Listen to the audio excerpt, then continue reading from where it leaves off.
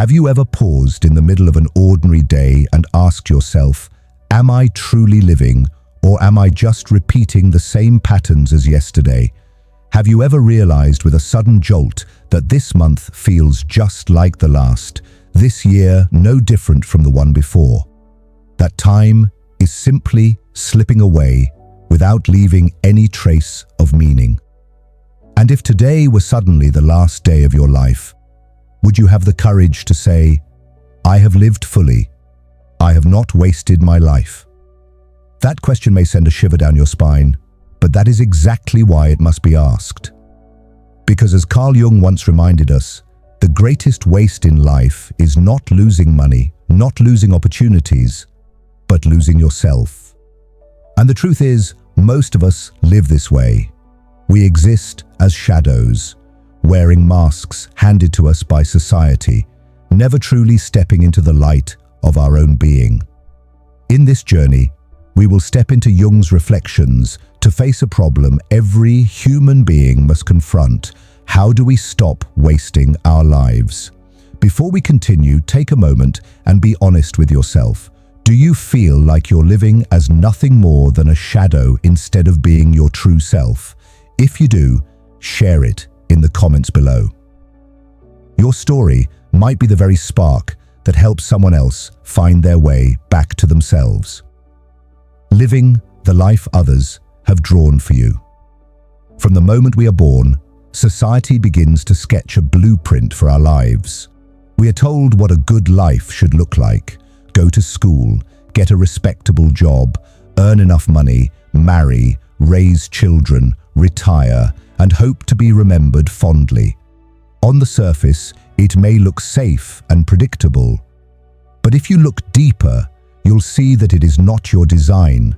It is a script written by countless hands before you even had the chance to hold the pen yourself. Jung called this mask we wear the persona, the social face we present to the world. And while the persona helps us function in society, it is not who we truly are.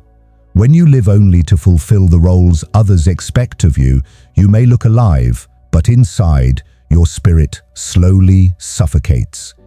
It's like walking through life in clothes that don't fit, too tight in some places, too loose in others. At first, you might ignore the discomfort, but over time, the weight of pretending becomes unbearable. You begin to notice that no matter how many boxes you tick off, there remains an emptiness, a silent whisper from within asking, is this really my life? Or am I just acting out someone else's story? And here lies the danger. If you never pause to question, if you never dare to step off the path others have drawn for you, you may spend your entire existence mistaking survival for living. You may die having never met your true self.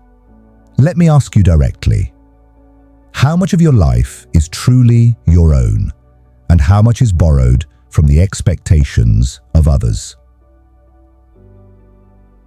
Or the problem of false comfort. In today's world, many of us choose the easy road. We cling to the familiar job, the predictable routine, the small comfort zone where nothing challenges us. We call it stability, but in truth, it is nothing more than false comfort. Carl Jung once observed, man cannot grow if he does not confront the darkness within himself. Yet to avoid unease, we tell ourselves, it's fine, I'm fine, life is fine, just as it is. And so, day by day, we trade away our growth for the illusion of safety. Think of a seed. If it never dares to crack open its shell, if it never endures the darkness and dampness of the soil, it will remain a seed forever. It will never grow into a tree, never know the warmth of sunlight, never bear fruit. Human beings are no different. If we live only to seek comfort, if we never dare to confront difficulty, then we will spend our entire lives in a state of potential without ever becoming who we were meant to be. False comfort is like a soft, inviting chair, so pleasant that you no longer want to get up. You stay there, sinking deeper, watching the world outside change while your own body grows weaker, your willpower thinner, your courage slowly withering away. And one day, when you finally decide you want to change, you discover that your legs no longer have the strength to carry you out.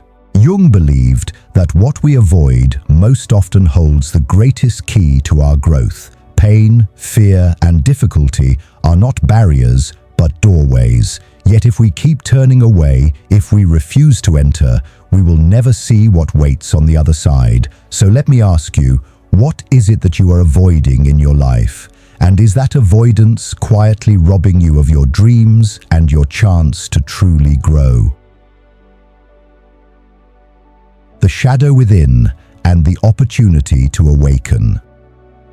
Carl Jung gave a name to the part of ourselves that we often deny, suppress, or hide away. He called it the shadow. The shadow is not some external monster waiting to attack us. It is the collection of traits, impulses, and emotions we've been taught to reject. It is the anger we bury, the envy we pretend we don't feel, the desires we shame ourselves for, the fears we refuse to admit. From childhood, we learn that some parts of us are acceptable and others are not. Maybe you were told not to cry, so you pushed your sadness into the dark. Maybe you were punished for speaking your mind, so you locked away your voice. Over time, these disowned fragments gather in the shadows of our psyche, hidden from the light of our awareness. But here is Jung's radical insight. The shadow is not our enemy. It is not something to destroy, but something to acknowledge, integrate, and learn from. The shadow holds not only our darkness, but also our unlived potential. The energy of anger, once faced, can become the courage to protect yourself.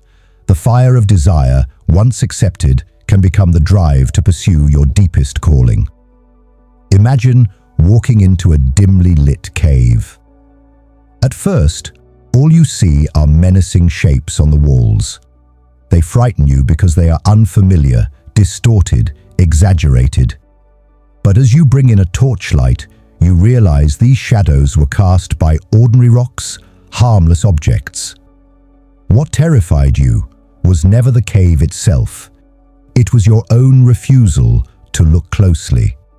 In the same way, the shadow loses its grip when we dare to look at it directly. The act of bringing something unconscious into consciousness is like lighting a torch in the cave of the soul. Suddenly, what once felt overwhelming reveals itself to be manageable, even transformative. Consider someone who always plays the role of the nice person, always agreeable, always avoiding conflict. On the surface, they seem kind, but inside, they suppress anger, frustration, and resentment. Over years, this hidden shadow festers, and one day, it erupts in destructive ways. But if this person had faced their shadow earlier, they might have learned that anger is not inherently evil. It is a signal that boundaries are being crossed. By integrating it, they could transform suppressed rage into healthy assertiveness. Or think of a person who avoids their own vulnerability by projecting strength and control. Deep down, they fear rejection. This unacknowledged shadow may keep them from intimacy, from ever letting someone close enough to love them fully. Yet if they turn toward that fear, instead of running, they discover that vulnerability is not weakness. It is the very bridge that allows true connection with others. Jung believed that the journey of self-realization begins the moment we stop running from the shadow. To deny it is to remain divided, half alive. To face it is to open the door to wholeness. And wholeness, Jung insisted, is the true goal of life. Not perfection, not conformity, but wholeness. So I invite you to reflect. What parts of yourself have you been hiding? What emotions do you deny because they seem unacceptable? What would happen if, instead of suppressing them, you chose to listen to what they are trying to tell you? Every confrontation with the shadow is an opportunity for awakening. It is the place where the false comfort of denial ends and the possibility of transformation begins. If you have the courage to enter that cave, to bring your torchlight into the dark, you may find not a monster, but the missing pieces of your own soul, waiting to be reclaimed. The power of facing yourself. Carl Jung once said, "One does not become enlightened by imagining figures of light, but by making the darkness conscious." This statement holds a profound truth. Real light is not born from denial, nor from pretending everything is fine. True illumination comes when we are brave enough to shine awareness into the darkest corners of ourselves. When we dare to face ourselves, the greatest strength within us begins to awaken. What we avoid is often the very place where our deepest potential is stored. A person who constantly avoids fear will remain trapped in trembling. But a person who chooses to look directly at fear, to acknowledge the shaking within, becomes courageous. Imagine standing in front of a mirror. At first, you want to see only the polished reflection, your smile, your confidence, your best side. But if you linger there, if you allow yourself to see the scars, the wrinkles, the shadows in your eyes, you begin to meet your true self. And the moment you stop covering it up, you begin to learn acceptance. There is an old metaphor. A man lost in the forest sees a lion in the dark. For years he lives in terror, believing the lion is stalking him. But when he finally gathers the courage to step closer, he realizes the lion was nothing but the shadow of a rock under the moonlight. What terrified him was never the beast itself. It was his own imagination and avoidance. We are the same. The darkness within us is rarely as terrifying as we believe. It only feels overwhelming because we refuse to look. The instant we choose to face it, we realize it is not a monster, but a part of who we are. A part longing to be acknowledged, heard, and transformed into strength. Facing yourself also means confronting old wounds. Many people carry hidden scars from childhood, pain they try to bury deep down. But wounds do not heal by being ignored. They fester quietly, showing up later as anger, insecurity, or emptiness. Healing begins only when we return to that wound, look at it directly, and embrace it with compassion. To face yourself is not to discover perfection, but to reclaim wholeness. A courageous person is not one who never feels fear, but one who names their fear and still takes a step forward. A truly strong person is not the one who always appears unbreakable, but the one who admits their fragility and transforms it into wisdom. Jung believed that the moment we accept our inner darkness is the moment we free ourselves from inner division. No longer split between the acceptable self that society rewards and the unacceptable self that we bury, we become whole, an integrated being at peace with itself. So the question for you is this: are you willing to stand before the mirror of your own soul? Are you willing to touch the parts you have long rejected to discover that they are not your enemies, but doorways to your hidden power? True strength does not come from avoiding yourself.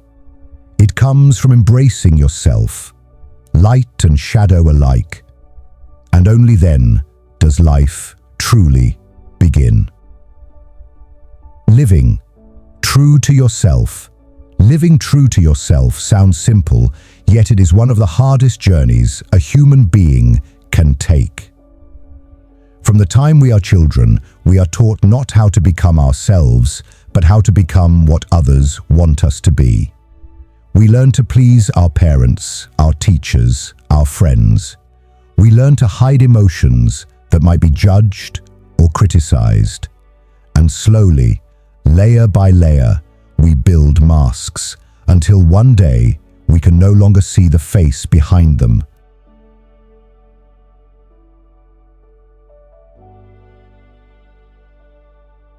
Completely, we lose our soul. The persona, the social mask, has its place.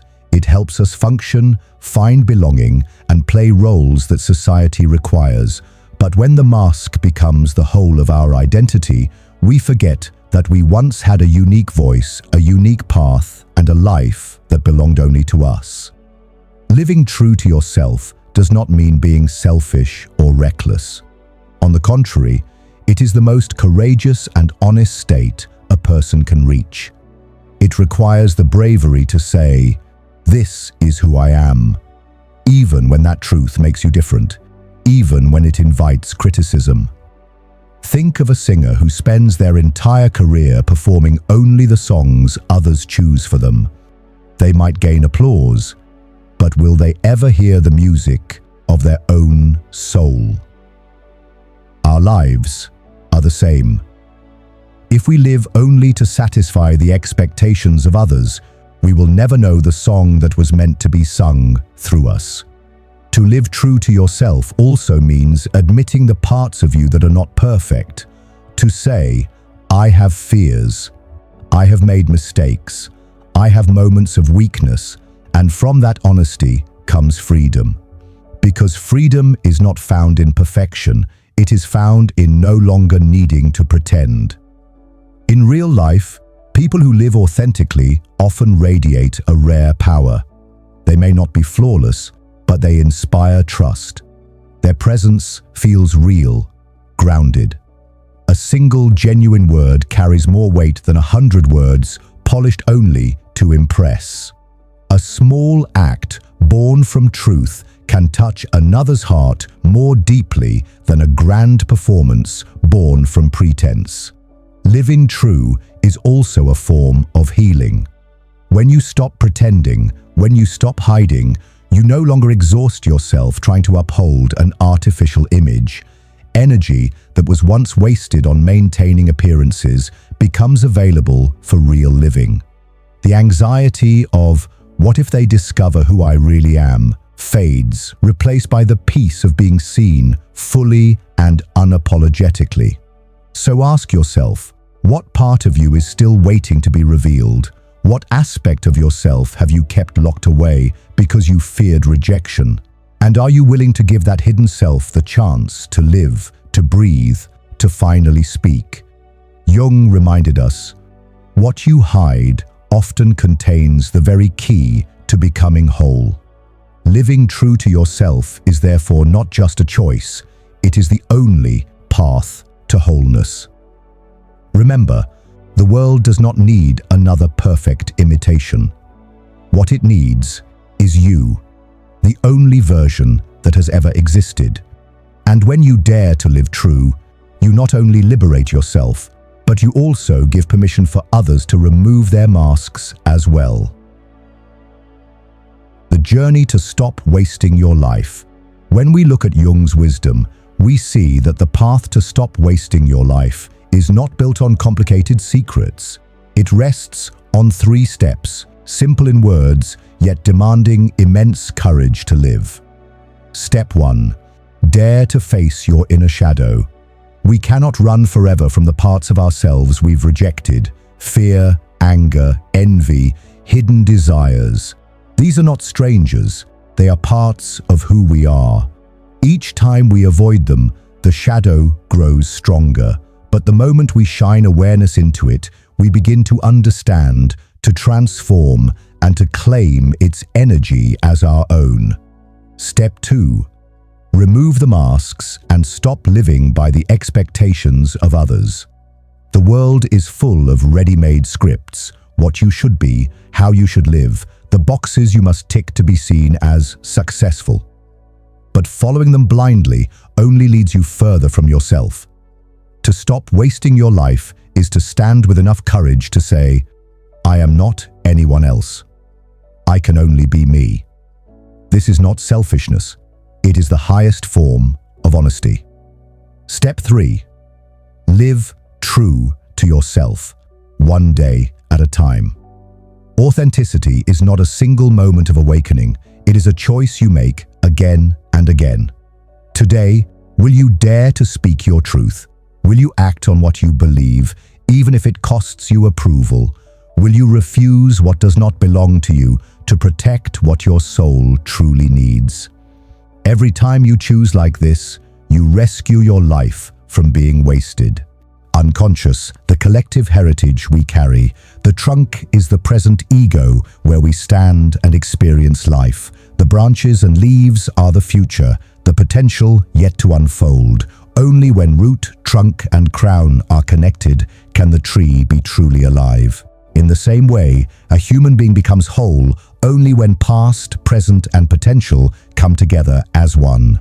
But the path of individuation is not easy. It requires us to confront our shadow, the dark corners of fear, pain, and imperfection that we once denied. It demands that we let go of the illusion that we are only our social identities: mother, father, employee, leader. Jung believed that behind all these roles, there is a deeper self waiting to be recognized. And only when it is recognized do we become free. Individuation also calls for the courage to step away from the herd. Humanity has always lived within collective values, tradition, religion, culture. But true growth requires a solitary step beyond the comfort of belonging to face the ultimate question: who am I? Do you feel such a calling within you? A subtle, quiet pull that urges you to search, to question, to walk a path, even when no one else around you seems to be walking it? If so, that is the voice of individuation speaking. What is essential to remember is this: individuation is not a destination. It is a lifelong journey. It does not unfold in a single day or a single year. It reveals itself through experiences, losses, discoveries, and each moment you dare to live more truthfully. Every time you are honest with your emotions, every time you face your shadow, every time you refuse to live a lie, you take one more step along the path. And one day, when you look back, you will realize that you no longer live under the tyranny of needing to be like others, nor do you chase illusions outside yourself. You stand firmly in your own being, and from that center, you radiate calm and strength to those around you. Individuation, at its deepest essence, is the art of coming home to yourself. And perhaps it is the most sacred journey each of us is invited to walk in this lifetime. We have traveled together through a long path, through the danger of deeper vision, the cost of clarity, the burden of isolation, and the possibility of transforming all of it into inner strength.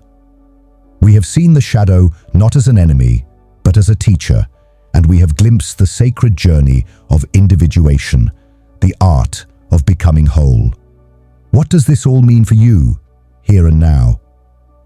Perhaps it means simply this: that the struggles you face, the loneliness you carry, the truths that set you apart are not signs that you are broken. They are invitations. They are the whispers of your soul urging you to walk toward your authentic self. Yes, it is not an easy road. You may lose the comfort of belonging. You may endure silence, misunderstanding, and nights of solitude. But within that silence, a new strength is born. Within that solitude, you meet yourself more deeply than ever before. And in that meeting, you begin to discover that you were never truly alone. For the same light that burns within you has always been present in others, waiting to be awakened. If there is one thing Jung wanted us to remember, it is this: the goal of life is not perfection, but wholeness.